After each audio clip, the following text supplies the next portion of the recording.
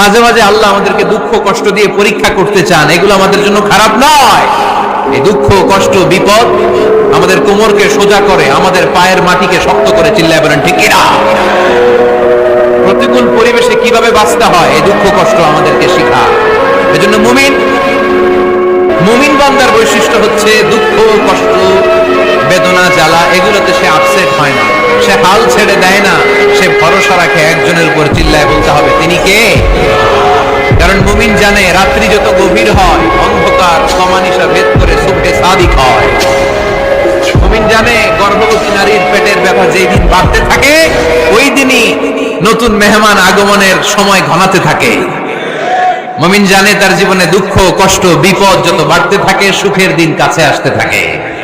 এজন্য মুমিনের হারাবার কিছু নেই। ফাইন্না মাআল উসরি ইউসরা, ইন্না মাআল উসরি ইউসরা। নবী হে, কষ্টের পরেই আছে আনন্দ, দুঃখের পরেই আছে সুখ।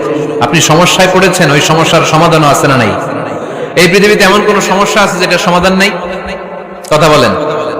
সমস্যা তৈরি করেছে কে? আবার সমাধানও দিয়েছে কে? Allah doesn't create a lock without its কি। আল্লাহ কখনো চাবি না বানাইয়া ওইটার তালা বানায় নাই। কথা কন। তালাও যেহেতু আছে ওই তালার চাবিও বানিয়েছে কে? মা আনজালাল্লাহু দাআন ইল্লা আনজালাল্লাহু লাহু শিফা। আল্লাহ দুনিয়ায় এমন কোন রোগ পাঠায় নাই যেই রোগের ঔষধ বানায় নাই, এমন কোন রোগ নাজিল করে নাই যেই রোগের কোন চিকিৎসা বানায় নাই, হয়তো সেটা আবিষ্কার হয় নাই। অনেকে ক্যান্সারের কথা বলতে পারেন যে হুজুর ক্যান্সার এমন রোগ, এই ক্যান্সার তার নাই কোনো অ্যানসার, কিন্তু বিজ্ঞানীরা বলতেছে এটারও অ্যানসার আবিষ্কৃত হচ্ছে। সুবহানাল্লাহ কইবেন না? কিছু কিছু ক্ষেত্রে হয়েও গিয়েছে। এজন্য দুঃখের পরেই আছে সুখ, কষ্টের পরেই আছে আনন্দ। এই দুনিয়াটাই এরকম, কষ্টের পরই আনন্দ। দেখবেন তারাবির নামাজ 20 রাকাত পড়তে কষ্ট লাগে না? কোমরে ব্যথা, হাঁটুতে ব্যথা, কিন্তু 20টা রাকাত যখন শেষ করে মসজিদ থেকে বের হই একটা আনন্দ আছে না নাই? কষ্ট করে পরীক্ষার জন্য প্রিপারেশন নিলেন আপনি কয়েক মাস, কিন্তু ফলাফল যখন ভালো হয় তখন একটা আনন্দ আছে না নাই? সারাদিন রোজা রাখলেন রমজানে, কি কষ্ট, তৃষ্ণায় গলা ফেটে যায়, কিন্তু ইফতারির সময় যখন রুহাবজা শরবতটা খাই কেমন লাগে? একটা আনন্দ আছে না নাই? এজন্য আল্লাহ বললেন ফাইন্না মাআল উসরি ইউসরান, ইন্না মাআল উসরি ইউসরা। ও নবী, কষ্টের দিন মক্কায় অল্প কিছু দিন, মদিনাতে আনন্দের দিন অপেক্ষা করছে। আমাদের জীবনে যদি দুঃখ কষ্ট আসে আমরা ধৈর্য ধরবো, তাওয়াক্কুল করবো একজনের উপর, তিনি কে? কারণ আমরা বিশ্বাস করি কষ্টের দিন এটা চিরকালের জন্য নয়, সামনে আনন্দের দিন আমাদের জন্য সেট করে রেখেছে কে? বিপদে পড়লেই ডাকবো কারে? আমাদের অসুস্থতাকে সুস্থতায় পরিণত করে দিতে পারে কে? চাকরির জন্য পাগল পাড়া, চাকরি নাই, চাকরির ব্যবস্থা করে দিতে পারে কে?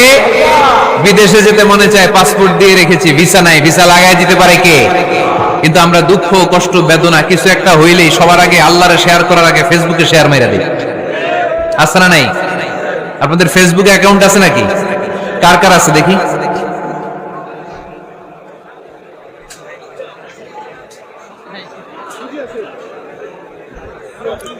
আছে আছে। এটার জন্য আমরা ভালো কাজে লাগাই, ঠিক কিনা? আপনি চাইলেই এমন ভাবে ফেসবুক ফ্রেন্ড লিস্ট করতে পারেন যারা ভালো ভালো জিনিস শেয়ার করে, যারা মোটিভেশনাল জিনিস শেয়ার করে, ইসলামের পক্ষে কথা বলে। আপনার এক একটা শেয়ারে অনেকের জীবন বেঁচে যেতে পারে, ঠিক কিনা? একজন মুমূর্ষু রোগীকে বাঁচাতে রক্তের প্রয়োজন, রক্তের গ্রুপ এ পজিটিভ।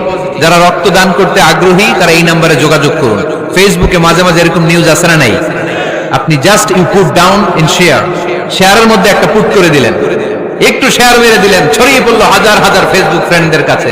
তাদের অনেকে ব্লাড দিতে আগ্রহী, সে তাড়াতাড়ি যেয়ে সেখানে ব্লাড ডোনেট করে আসলো। আপনার একটা শেয়ারের কারণে বেঁচে গেল অনেকগুলো প্রাণ। চিল্লা এখন ঠিক কিনা? রক্তদানের মতো শ্রেষ্ঠ ইবাদত হতে পারে? আমরা মনে করি শুধু জিকিরি ইবাদত, আমরা মনে করি শুধু নামাজি ইবাদত।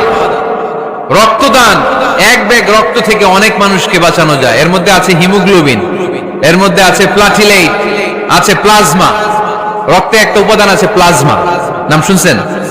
আগুনে পোড়া রোগীকে বাঁচাতে এই প্লাজমা লাগে। হসপিটালের বার্ন ইউনিটে যেয়ে দেখবেন মানুষ কিভাবে চিল্লায়। নুসরাত নামে একটা মেয়ে মারা গেল না? এক বদমাইশের কবলে পড়ে মারা গেল না? তাকে আগুন জ্বালিয়ে দেওয়া হয়েছিল তার গায়ে, তার প্লাজমা গুলো জ্বলে